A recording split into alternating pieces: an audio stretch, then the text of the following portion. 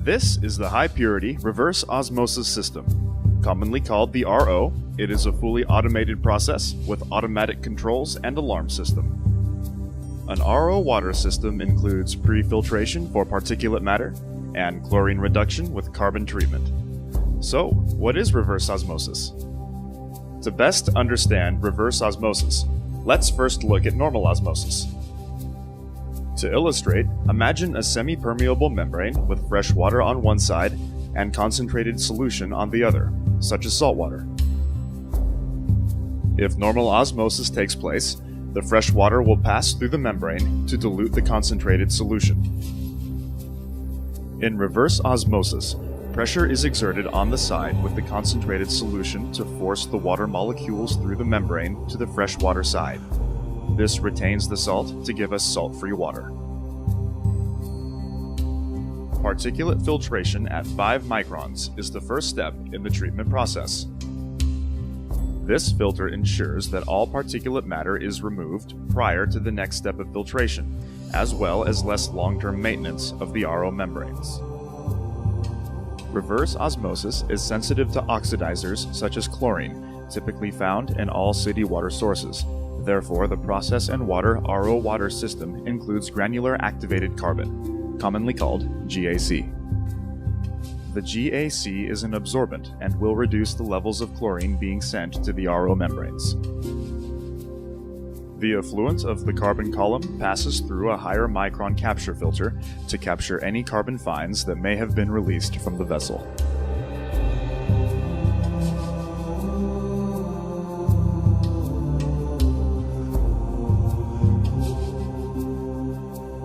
The influent water has been pre-treated and is now prepared to be processed through the reverse osmosis membrane. As the water passes through the RO membrane, there is a low pressure switch to protect the pump against low inlet flow or pressure. There are panel-mounted pressure gauges to monitor the pre-treatment and reverse osmosis inlet and outlet pressures. The neighboring control panel is used to monitor water quality and facilitate operational functions. There are 3 streams that exit the reverse osmosis process.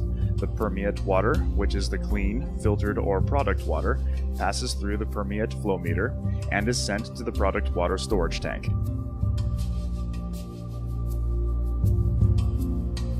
At higher salt levels, the concentrate is sent to sanitary sewer, or in some cases non-critical locations for reuse, also known as gray water recycle.